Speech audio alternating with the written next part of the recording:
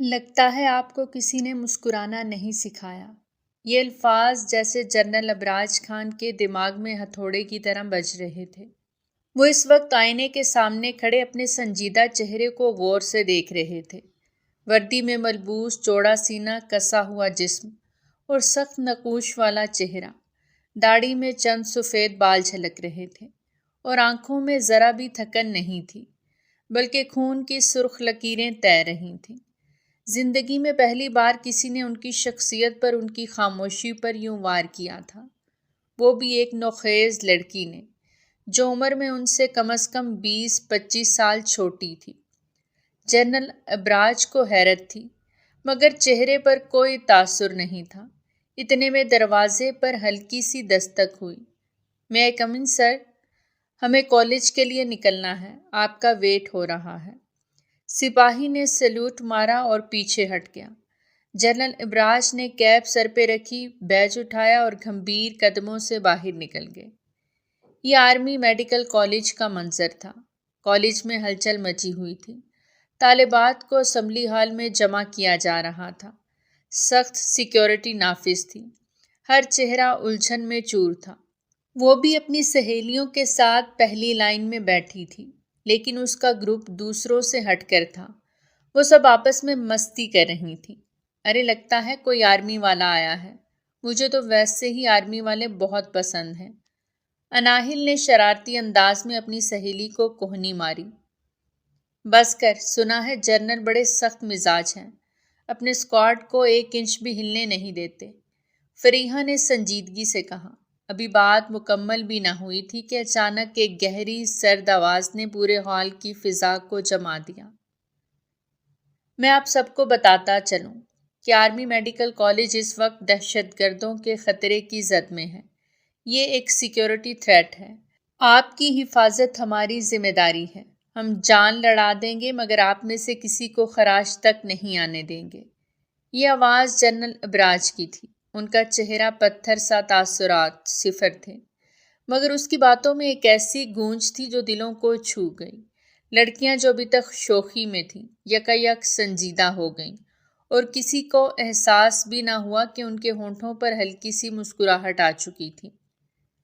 "یار، سارا موڈ خراب کر دیا۔" فریحہ نے ناک چڑھا کر کہا۔ "سوچا تھا ہینڈسم آرمی والے دیکھیں گے، مزہ آئے گا، پر یہاں تو انکل ٹائپ بندے آ گئے۔" اناہل نے سامنے پڑی ٹیبل پر ٹانگیں رکھتے ہوئے کوک کا گھونٹ لیا اور ہنستے ہوئے کہا، "تمہیں کیا لگتا ہے فوجی ہمیشہ خڑوس ہوتے ہیں؟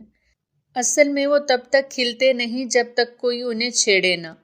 "بس کرو اناہل، یہ جنرل ہے، کوئی نیا بھرتی ہوا لیفٹیننٹ نہیں، اور ویسے بھی شادی شدہ انسان سے کیا فلرٹ کرنا۔" فریحہ نے اسے جھنجھوڑا۔ اناہل ہنسنے لگی اور کوک کا گھونٹ اس کے ہونٹوں سے چھلک گیا۔ "اچھا، تو تم مجھے چیلنج کر رہی ہو؟ تمہیں نہیں پتا، اناہل کے لیے کچھ بھی ناممکن نہیں۔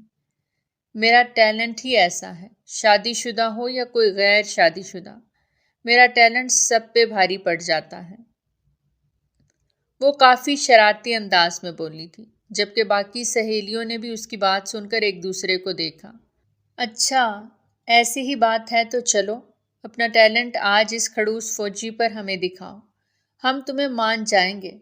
یہ آمنہ تھی جو ہمیشہ ہی اناہل کو چیلنج کرتی تھی، اور تبھی اناہل نے اس کا چیلنج قبول کر لیا۔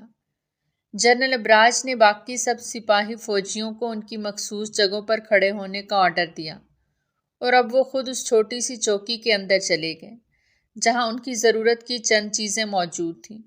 سورج پوری آب و تاب سے چمک رہا تھا، لیکن مجال ہے جو جنرل ابراج نے ہاتھ چہرے پر لگا کر اپنا پسینہ پونچھا ہو۔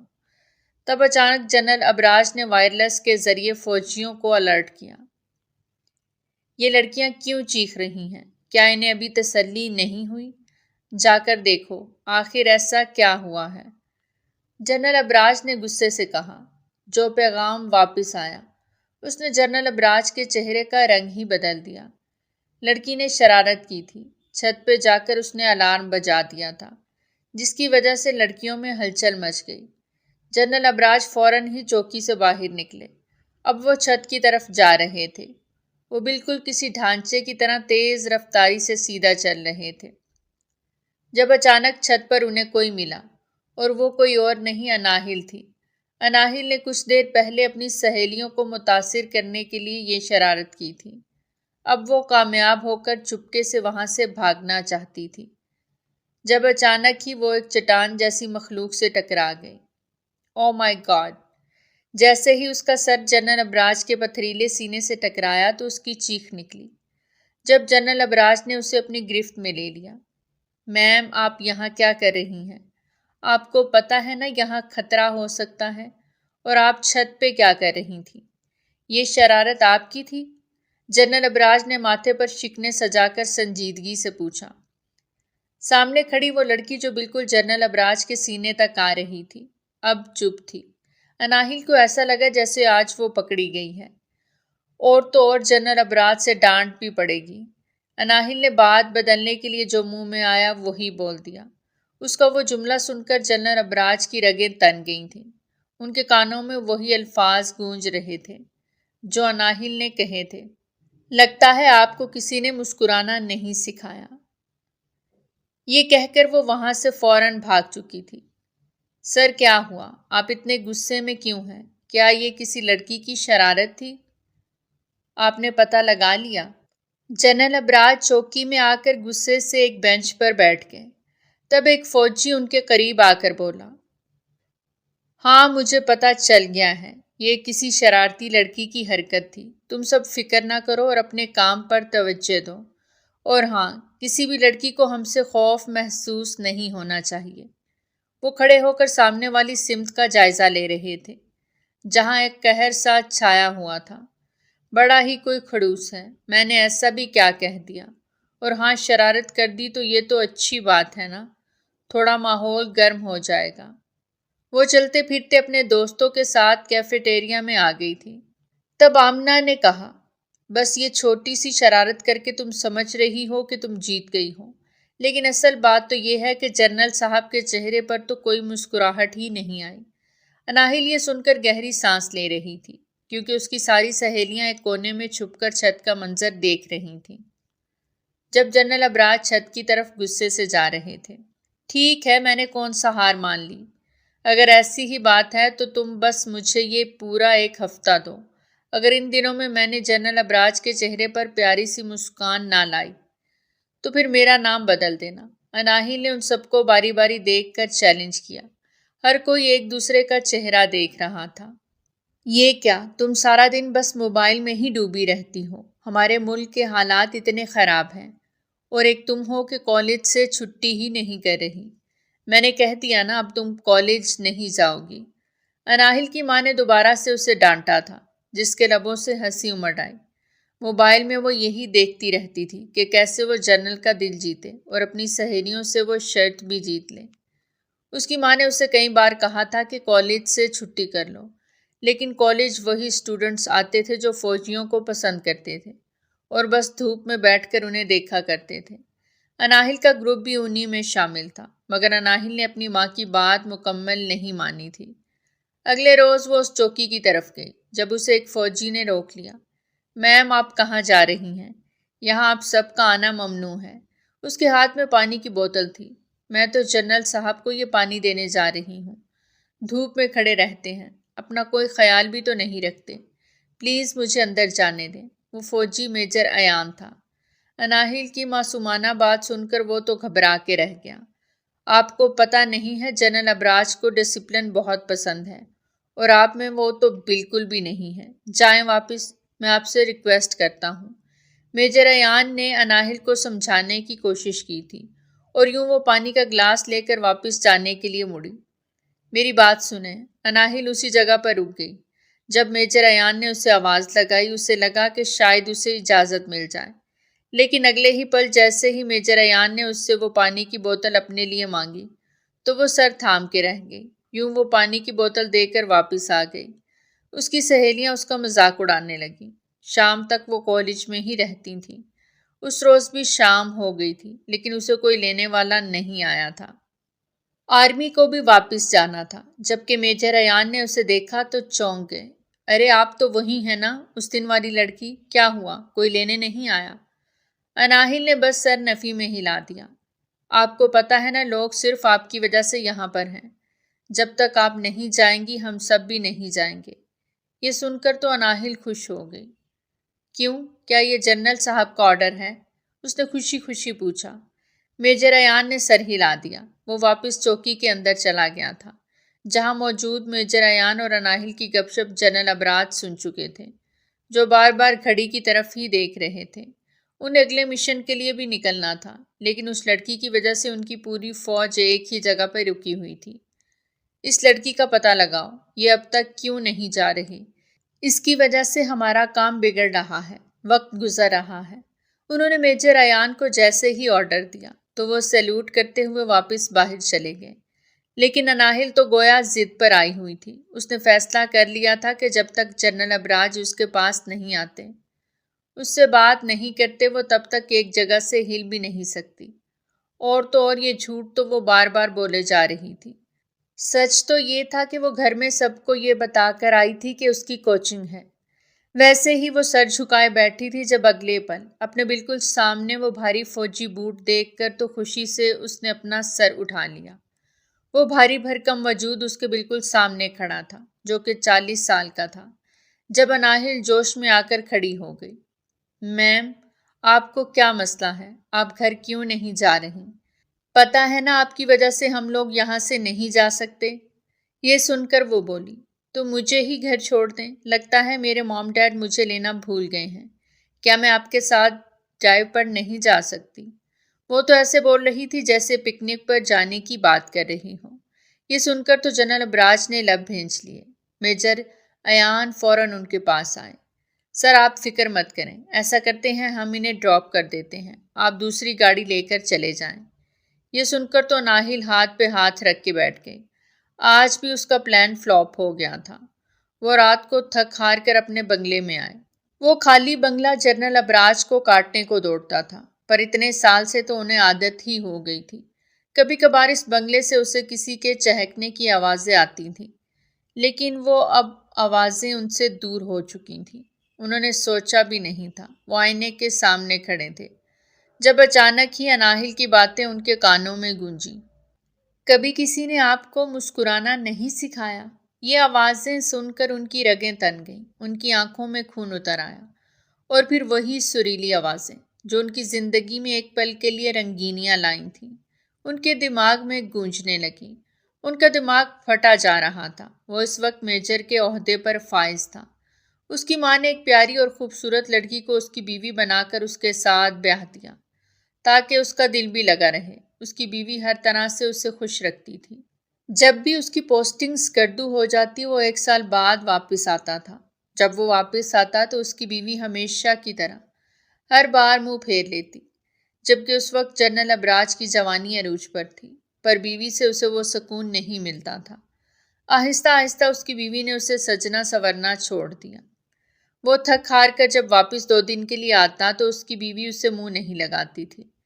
اس وقت وہ میجر کے عہدے پر فائز تھا، لیکن اس کی بیوی ہمیشہ یہی کہتی، تمہاری اتنی تنخواہ نہیں ہے، اور کیا ہوا اگر تم ایسے ہی اپنی ذمہ داری نبھاتے نبھاتے ہم سے ہمیشہ کے لیے دور ہو گئے؟ پھر میرا کیا ہوگا؟ کیا تمہیں میری کوئی پرواہ نہیں؟ میجر ابراج جب اپنی بیوی کو 2 ٹوک کہتا کہ نہیں، میں اپنی جاب نہیں چھوڑ سکتا، وطن کی ذمہ داری مجھ پر ہے، تمہیں اگر میرا ساتھ دینا ہے تو رہو، نہیں تو پھر میں نہیں چاہتا کہ تم مجھے بوجھ سمجھو۔ اس کا اسپاٹ لہجہ اس کی بیوی کی جان کو چھلنی کر گیا، اور یوں اس کی بیوی نے ایک روز علیحدگی اختیار کر لی۔ وہ ہمیشہ کے لیے اپنی بیوی کو چھوڑ چکا تھا۔ اس نے فیصلہ کر لیا تھا کہ اب وہ کبھی شادی نہیں کرے گا، بس اپنے وطن کے لیے اپنی جان تک قربان کر دے گا اور اپنی پوری طاقت لگا دے گا۔ میجر سے وہ کب جنرل کے عہدے پر فائز ہو گیا، پتہ ہی نہ چلا۔ آج وہ 40 سال کا ہو گیا تھا۔ اس کے چہرے پر بلا کا غرور آ گیا، لیکن 40 سال کا ہو کر بھی وہ ایسی مردانہ وجاہت اور کشش رکھتا تھا کہ وہ کالج کی حسین لڑکیاں بھی اس پر مر مٹی تھیں۔ لیکن وہ جانتا تھا اس کے پاس یہ سب کے لیے ٹائم نہیں ہے، اور اب اس لڑکی کی باتیں اس کے کانوں میں گونج رہی تھیں، جس نے اس کے سنجیدہ چہرے پر طنز کیا تھا۔ وہ آنکھیں اور منہ ٹھنڈے پانی سے دھو چکا تھا۔ نہ جانے اسے اناہل کو کب کب دیکھنا پڑنا تھا، اسے تو پتہ بھی نہیں تھا۔ وہ چوکی میں بیٹھا ہوا تھا اور سب کو آرڈرز دے رہا تھا۔ تب اچانک ہی وہی لڑکی اس کے سامنے کھڑی ہو گئی۔ جی کیا کام ہے آپ کو؟ اس نے فوراً اپنی کیپ اپنے سر پہ فکس کرتے ہوئے کہا۔ میرا نام اناہل ہے، یہ لیں آپ پانی پی لیں، وہ شیشے کا گلاس آگے کرتے ہوئے مٹھاس بھرے لہجے میں بولی۔ اس کا یہ لہجہ اور اس کی یہ حرکت دیکھ کر وہ زچ ہو گیا۔ میں آپ سے بہت اہم بات کرنا چاہتا ہوں۔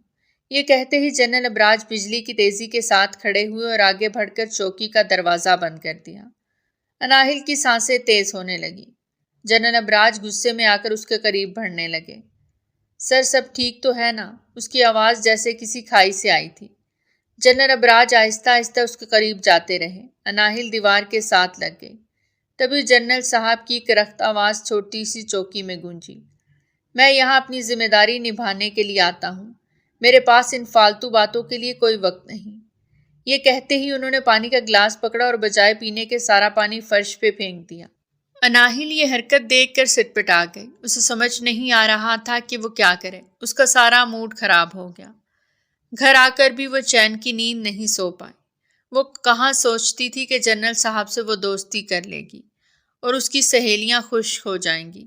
بس وہ چاہتی تھی ایک دفعہ جنرل صاحب اسے دیکھ کر خوش ہو جائیں، اسے دیکھ کر ایک مسکراہٹ دے دیں تاکہ اس کی سہیلیاں یہ جان جائیں کہ وہ اپنی شرط میں ہر بار کی طرح اس بار بھی جیت گئی ہیں۔ اس کے لیے وہ کچھ بھی کر سکتی تھی۔ ایک اور دفعہ اس کے اندر پوری ہمت آ گئی تھی۔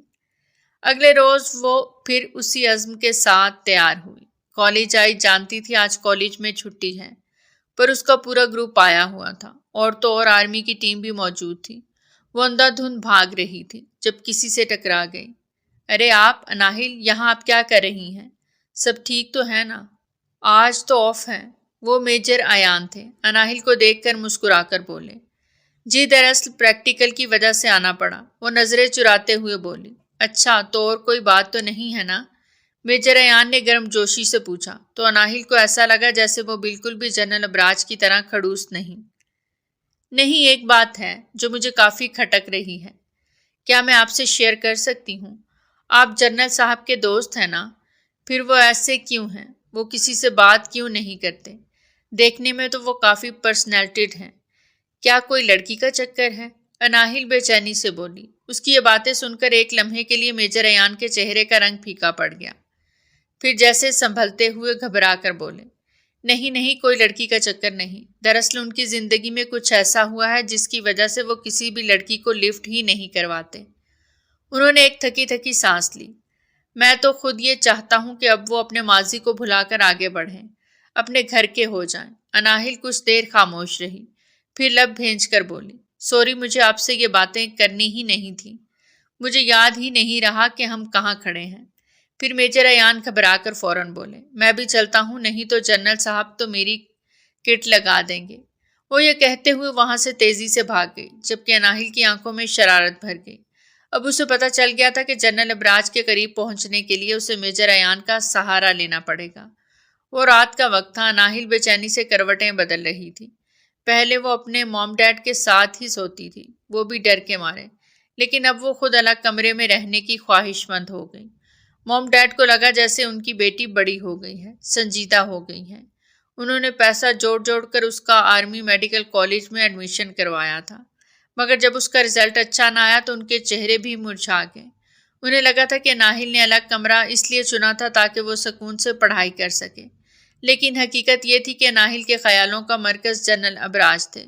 اس کا دھیان پڑھائی سے زیادہ جنرل ابراج کی طرف ہو چکا تھا۔ وہ راتوں کو کروٹیں بدلتی بے چین ہوتی۔ اچانک اس کا موبائل بجا۔ اس نے جیسے ہی سکرین دیکھی آنکھیں پھاڑ دیں۔ ایک پل کو تو یقین نہ آیا۔ وہ میسج پھر سے دیکھنے لگی۔ اگر آپ کو جنرل ابراج کا نمبر چاہیے تو میں دے سکتا ہوں۔ وہ خوشی سے فرش پہ آ گئی، گول گول گھومنے لگی۔ یقین کرنا مشکل تھا۔ کچھ دیر بعد اس نے میسج کا جواب دیا، پر آپ کون ہیں اور مجھے جنرل ابراج کا نمبر کیوں دیں گے؟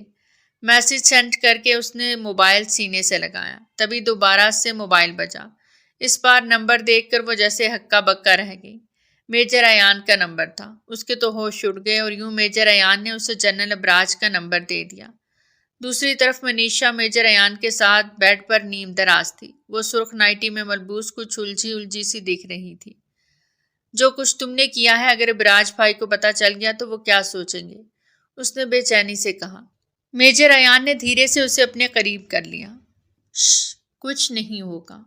ابراج بھائی کو سب پتا ہے پر وہ کچھ کہتے نہیں، وہ اندر سے ٹوٹ چکے ہیں۔ منیشا نے بے یقینی سے اس کی طرف دیکھا۔ تم نے اس اناہل کو نمبر کیوں دیا؟ کیا تم نہیں جانتے کہ وہ ابراج بھائی کو پسند کرتی ہے؟ ایان نے گہری سانس لی۔ میں جانتا ہوں پر کبھی کبھی کسی کی زندگی میں کسی کو دھکا دینا پڑتا ہے تاکہ کوئی راستہ کھلے۔ شاید اناہل ہی وہ راستہ بنے جو ابراج کو اس اندھیرے سے نکالے۔ منیشا نے خاموشی سے نظریں جھکا لیں۔ میجر ایان نے اداسی سے کہا، میں چاہتا ہوں کہ میرے دوست کی زندگی میں بھی وہی قربت، وہی لمس، وہی چاہت اترے جیسی میرے اور تمہارے بیچ ہے۔ منیشا دھیرے سے مسکرا دی۔ میجر ایان نے مسکرا کر اس کی نائٹی کی سٹریپ کندھے سے سرکائی۔ جنرل ابراج کی لائف میں جتنی تلخی تھی، جتنا سناٹا تھا، وہ وقت تو گزر گیا۔ اب چاہتا ہوں باقی کی لائف صرف محبت سے چور ہو۔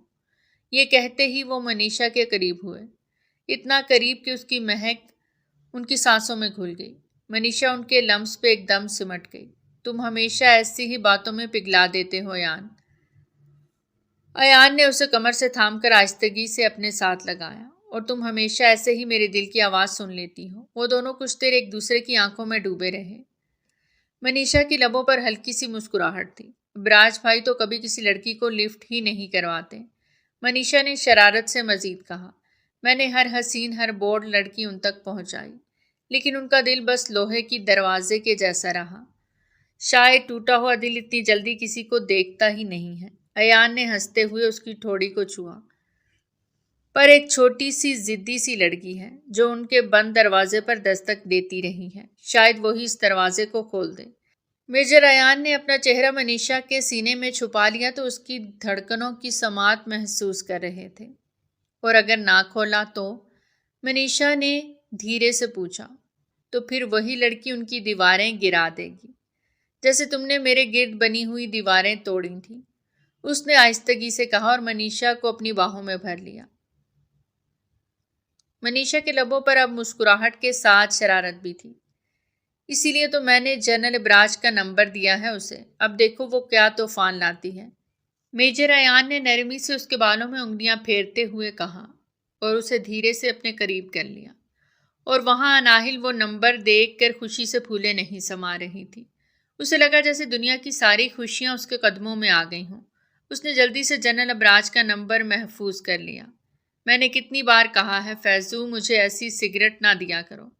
جنرل ابراج اس وقت اپنے لیونگ روم میں موجود تھے جب فیضو ان کے پاس سگریٹ کی ڈبی لے کر آیا۔ باقی برانڈ کی ساری سگریٹ ختم ہو چکی تھی، لیکن جیسے ہی جنرل ابراج نے ایک کش لیا، فوراً ہی اسے اپنے ہونٹوں سے الگ کر دیا اور فیضو کو مصنوعی ڈانٹ پلائی۔ وہ کبھی بھی فیضو کو دل سے نہیں ڈانٹتے تھے۔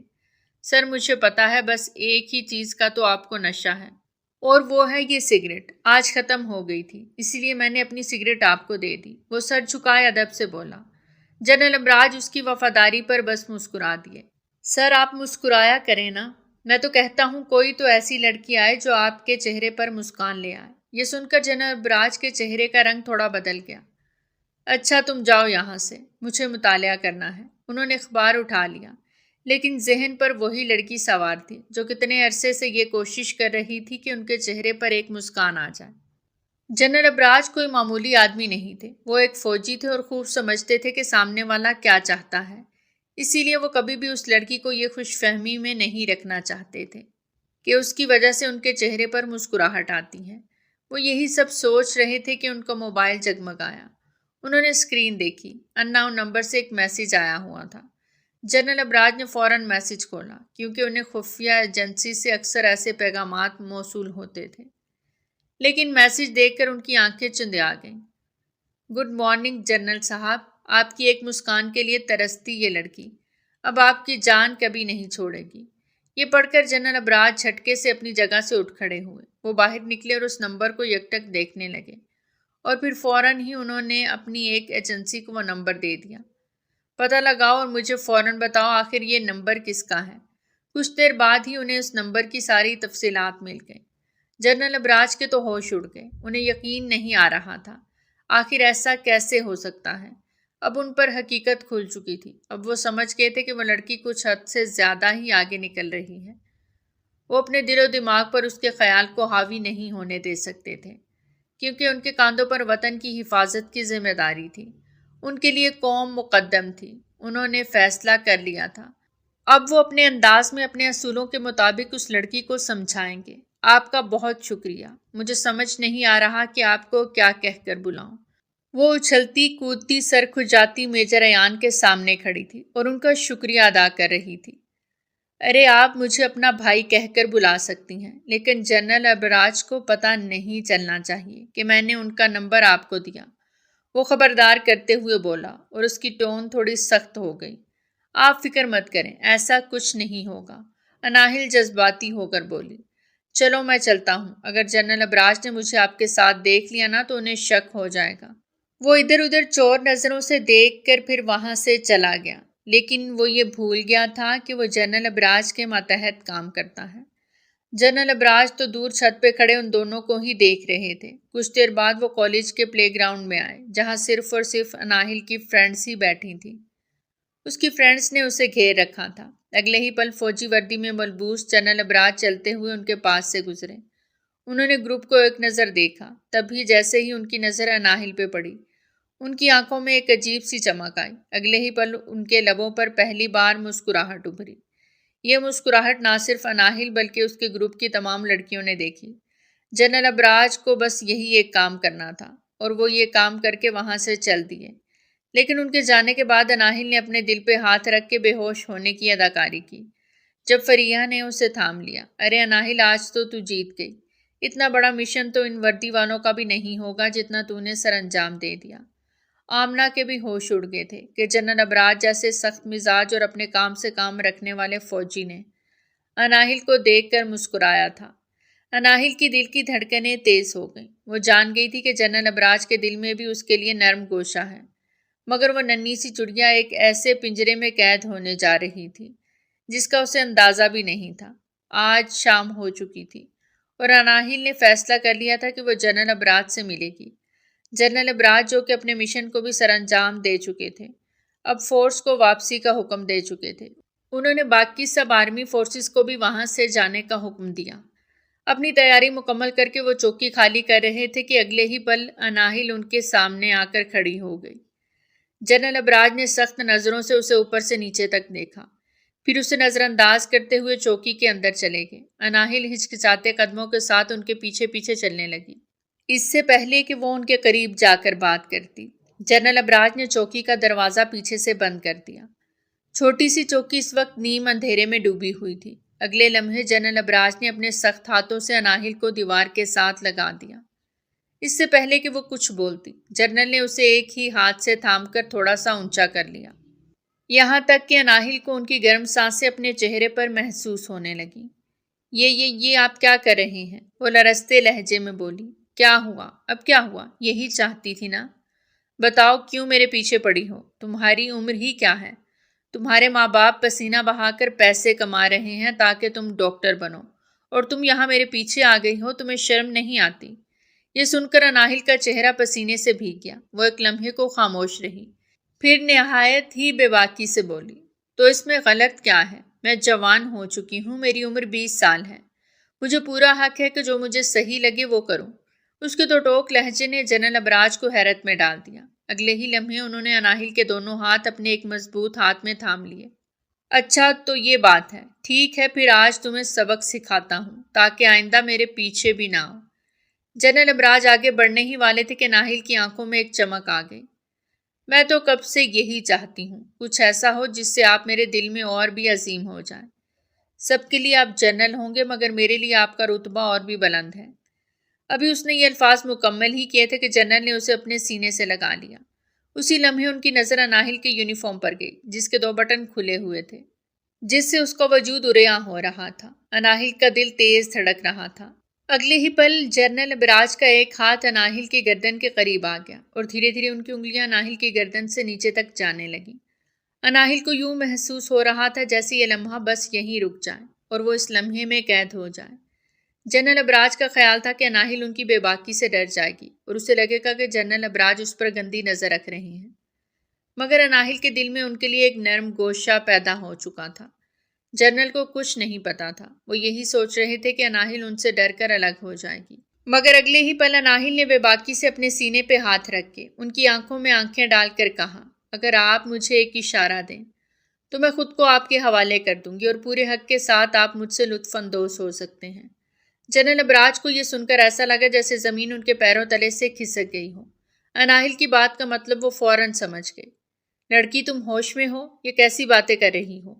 یہ کہتے ہوئے جنرل نے فوراً اناہل سے فاصلہ بنا لیا، لیکن اناہل کو یہ فاصلہ برداشت نہیں ہو سکا۔ وہ فوراً جنرل ابراج کے قریب آ گئی اور ان کی سخت دھڑکنوں کو محسوس کرتے ہوئے اپنی قربت کا احساس دلایا۔ جنرل ابراج کا غصہ آسمان تک پہنچ چکا تھا۔ اگلے ہی پل انہوں نے اناہل کے بالوں کو اپنی مٹھی میں جکڑ کر اس کا چہرہ اپنے سامنے کر لیا۔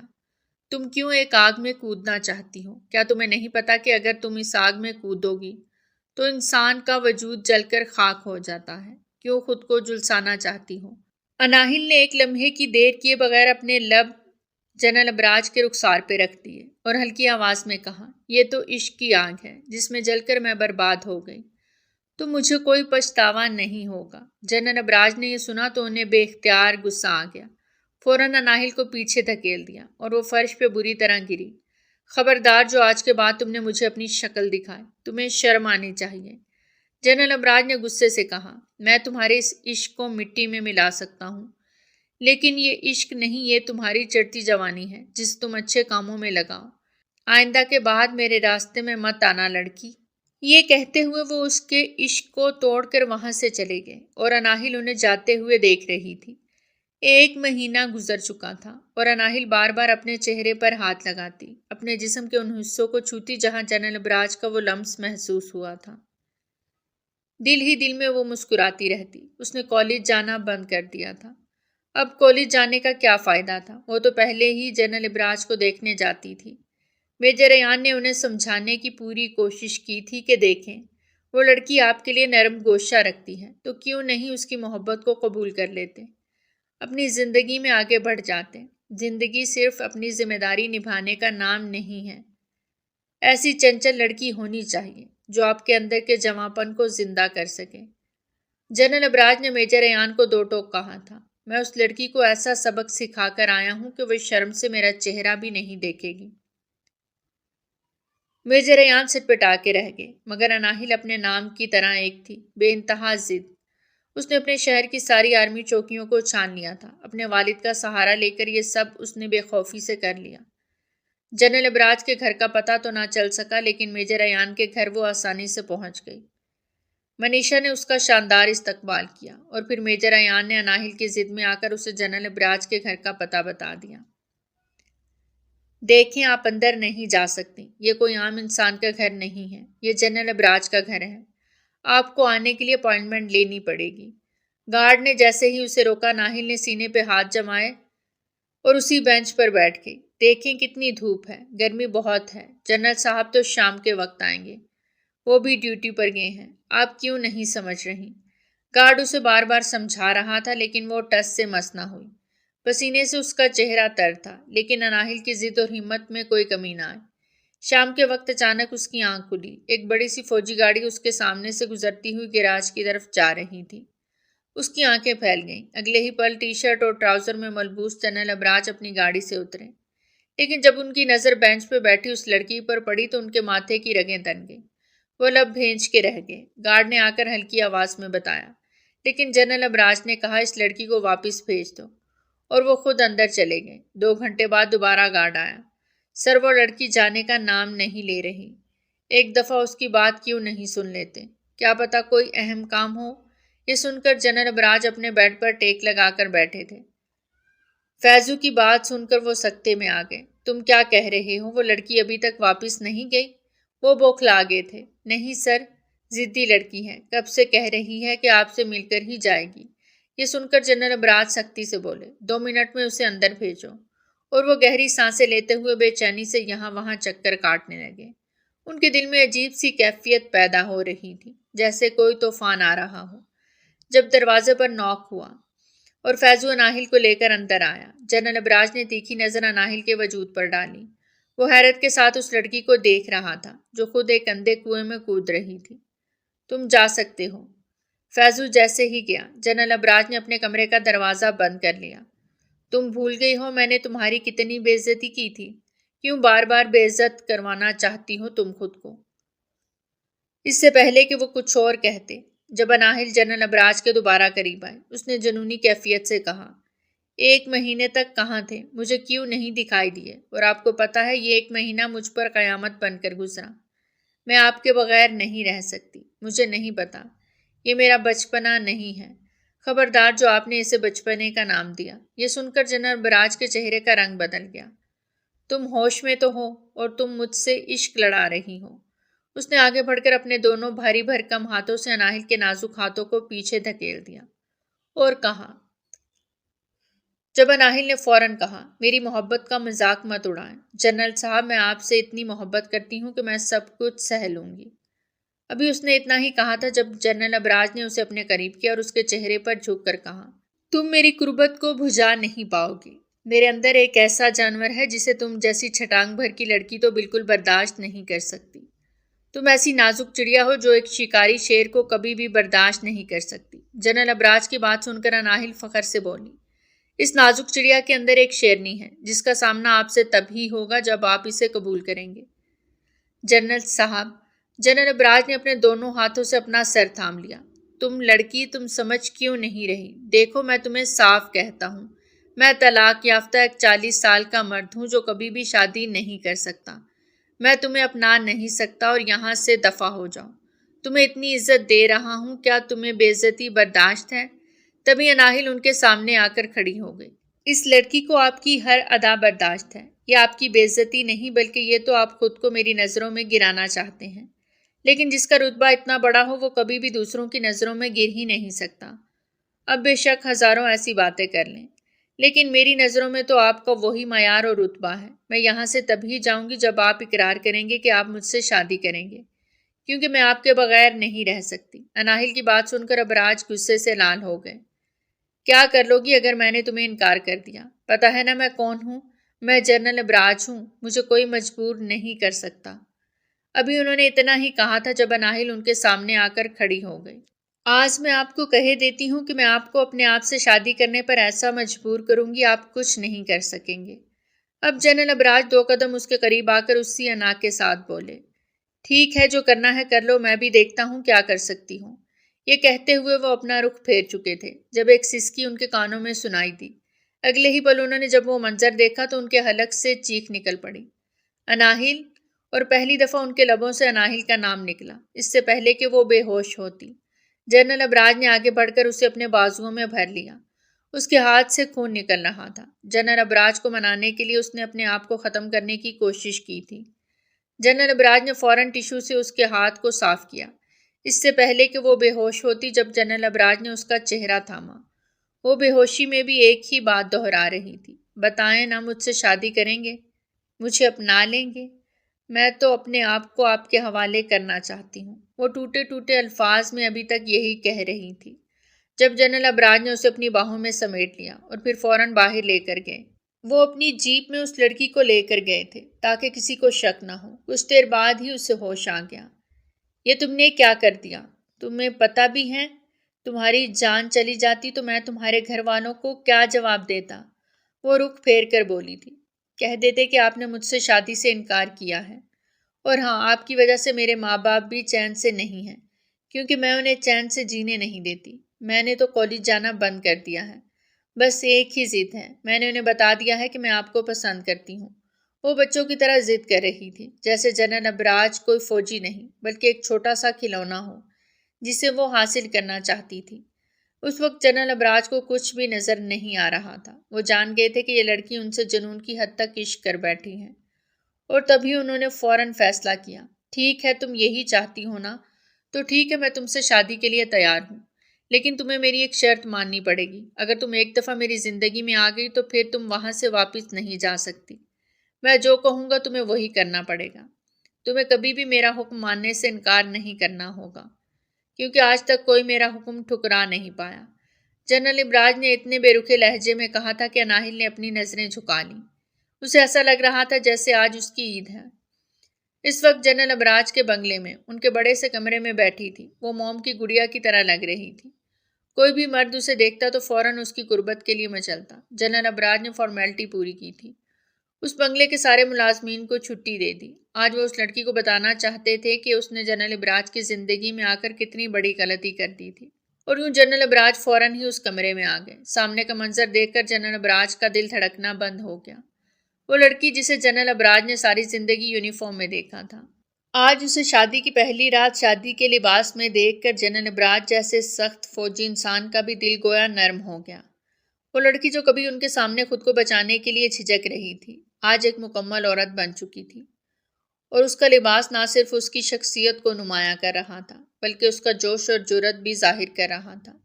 وہ اس وقت نازک سے لباس میں بیٹھ کر بالکل ایک ادا کے ساتھ جنرل ابراج کا دیدار کر رہی تھی۔ اس کی آنکھوں میں بے حد بیتابی تھی، اور وہ اس لمحے کو محسوس کر رہی تھی جب جنرل ابراج قریب آتے ہوئے قدم رکھ رہے تھے۔ جنرل ابراج جو ہمیشہ اپنی سخت طبیعت کے لیے مشہور تھے، اس وقت کچھ مختلف ہی نظر آ رہے تھے۔ آہستہ قدموں کے ساتھ جنرل ابراج اس کی طرف بڑھے، اور ایک پل میں اس نے اناہل کو اپنی جانب کھینچ لیا۔ وہ نازک سی چڑیا ان کے سامنے آ گئی۔ جنرل ابراج کی آنکھوں میں کچھ خاص بات تھی جو ان کا پیچھا کرنے والے ہر قدم کو محسوس کر سکتی تھی۔ بہت بے چین ہو تم مجھے پانے کے لیے۔ آج رات میں تمہیں بتا دوں گا کہ مجھ سے شادی کر کے تم نے کتنی بڑی غلطی کی ہے۔ آج کوئی بھی تمہیں یہاں بچانے نہیں آئے گا۔ جنرل ابراج نے یہ کہتے ہوئے اناہل کی گردن پر اپنی سخت چھاپ چھوڑنا شروع کر دی، اور یوں وہ دھیرے دھیرے اس کے قریب ہوتے چلے گئے، اور بہت جلد اس کے وجود پر اپنی دسترس پا گئے۔ اناہل کو ایسا لگ رہا تھا جیسے آج اس کی جان ہی چلی جائے گی۔ اس کی سسکیاں بلند ہو رہی تھیں اور وہ اپنے نازک جسم کو اس سے دور کرنے کی کوشش کر رہی تھی، مگر جنرل ابراج کی گرفت اس پر مضبوط ہو چکی تھی۔ خبردار، اگر میں نے تمہارے منہ سے ایک لفظ بھی سنا، ایک سسکی بھی سنی، یہ سب تو تمہاری ضد کا نتیجہ ہے نا، اور آج تمہیں اس کا سبق ملے گا۔ جنرل ابراج کی آواز میں سرد پن اور سخت لہجہ تھا۔ ان کے ہاتھوں کا لمس اناہل کے نرم وجود پر گیا۔ ان الفاظ نے اناہل کو مزید بے چین کر دیا، لیکن اس کے اندر کی خواہشوں نے اس لمحے میں ایک عجیب سی تسکین محسوس کی۔ جنرل ابراج نے اس نازک سی لڑکی کی جسمانی ساکھ کا جائزہ لیا، اور اس کی سخت گرفت نے اناہل کو ایک لمحے کے لیے بے بس کر دیا، لیکن اس کا دل آج کسی عجیب سکون کی حالت میں تھا۔ اس لمحے میں ایسا لگ رہا تھا جیسے اس نے اپنی زندگی کا سب سے بڑا مقصد حاصل کر لیا ہو۔ وہ ایک 40 سالہ مرد کی قربت کے ساتھ مسلسل لڑنے کے بعد تھکن سے چور ہونے لگی۔ جب جنرل ابراج نے کہا، ابھی تم نے میری دہشت کا مزہ نہیں چکھا، تو اناہل کی آنکھوں میں ایک عجیب سا اضطراب تھا۔ جنرل ابراج نے فوراً اس کا چہرہ دوسری طرف کر دیا، اور اناہل کا دل تیز دھڑکنے لگا۔ یہ رات اناہل کے لیے انتہائی مشکل رات ثابت ہوئی۔ جنرل ابراج نے پوری کوشش کی کہ اس ضدی لڑکی کو وہ سبق سکھائے جس کی وہ مستحق تھی، لیکن جب صبح ہوئی اور جنرل ابراج نے اپنی پیشانی پر اس کے لمس کو محسوس کیا تو ان کی دھڑکن تیز ہو گئی۔ ان کا دل چاہ رہا تھا کہ وہ اٹھ کر اسے دوبارہ سبق سکھاتے، مگر جیسے ہی اناہل کے لب ان کی پیشانی پر بڑھے، ان کی روح میں ایک غیر معمولی سکون تھا، اور پھر آہستہ آہستہ وہ نیچے کی جانب سفر کرنے لگی۔ زندگی میں پہلی دفعہ جنرل ابراج کو ایسا سکون محسوس ہو رہا تھا۔ وہ ساری زندگی کی تھکان اس لڑکی نے ایک پل میں ہی ان کے جسم و روح سے دور کر دی تھی۔ وہ سکون ان کی رگوں میں سرایت کرنے لگا۔ انہیں پتہ بھی نہ چلا کہ کب وہ اس لڑکی کو اپنی باہوں میں سمیٹ چکے تھے۔ وہ اس سکون کی گہرائی میں غرق ہوتے چلے گئے، اور ہر لمحہ اس سے مزید سکون حاصل کرنے کی کوشش کرنے لگے۔ جب جنرل ابراج نے اپنی آنکھیں کھولی تو ان کے سامنے اناہل کا مسکراتا ہوا چہرہ تھا۔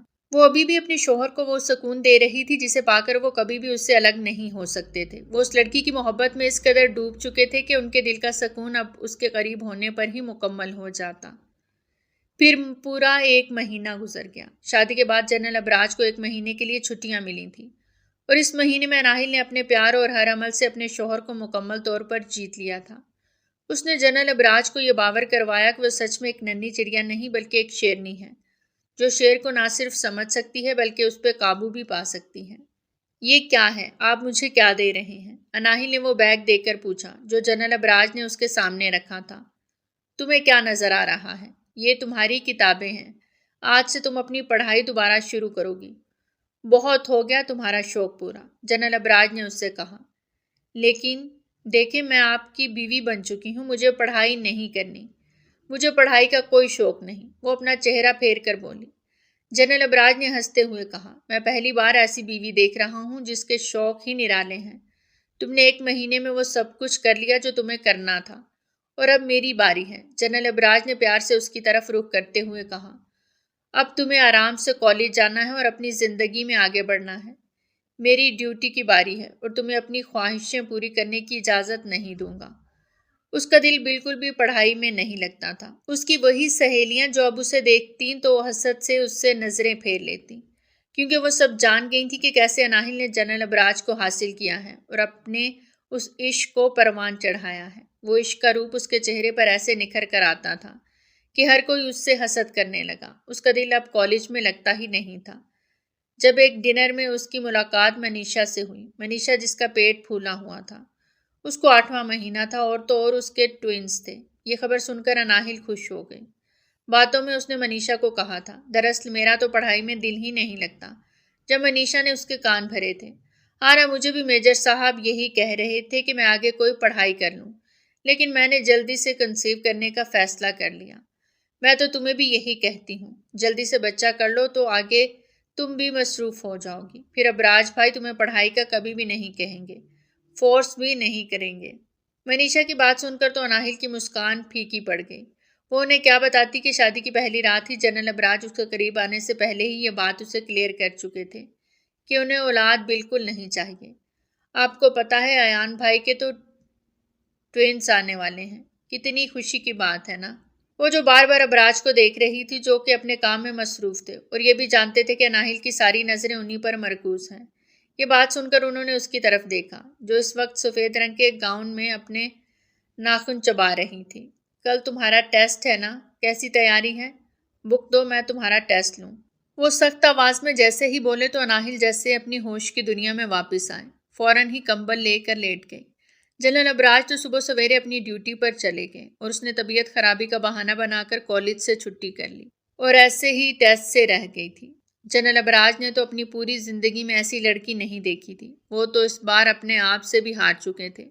انہیں لگا تھا کہ وہ لڑکی ان کی ہر بات مان لے گی، لیکن وہ لڑکی اپنے نام کی شاید ایک ہی تھی۔ میں نے تم سے کتنی دفعہ کہا ہے اناہل کہ کالج ریگولر جایا کرو۔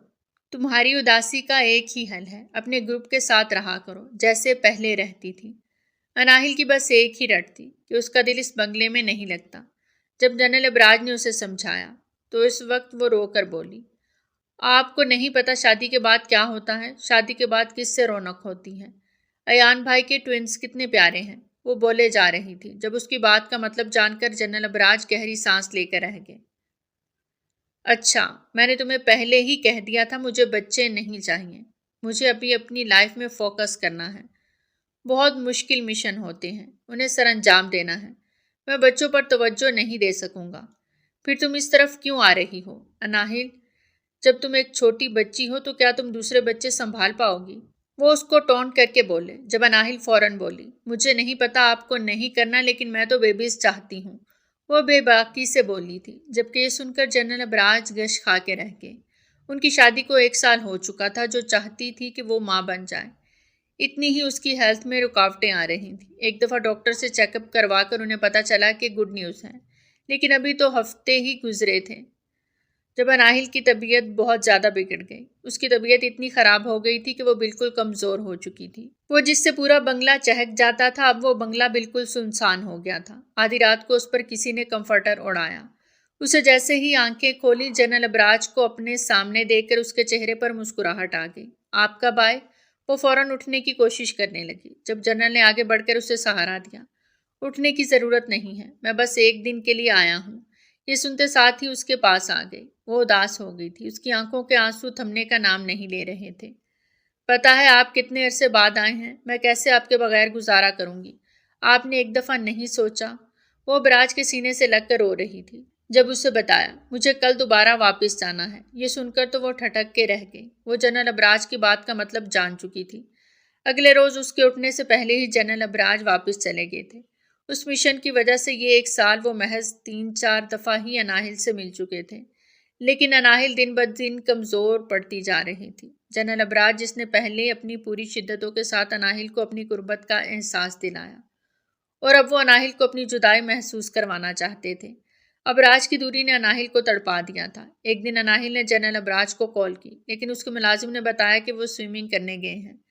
جب اناہل نے مزید پوچھا کہ جنرل کہاں ہیں تو ملازم نے جواب دیا کہ وہ کسی دوسرے بنگلے میں رہ رہے ہیں۔ یہ سن کر اناہل کی دنیا ہی الٹ گئی۔ وہ سمجھ رہی تھی کہ جنرل کسی مشن کی وجہ سے دور ہیں، لیکن حقیقت میں وہ ایک اور جگہ آرام سے رہ رہے تھے۔ اس سے اناہل پر صدمہ اور درد کا پہاڑ ٹوٹ پڑا۔ اس کے بعد اناہل کو یہ احساس ہوا کہ جنرل ابراج اس سے یہ ثابت کرنا چاہتے ہیں کہ وہ اس کے لیے تڑپے۔ جنرل ابراج کی خاموشی اور دوری نے اناہل کو گہرے کرب میں مبتلا کر دیا۔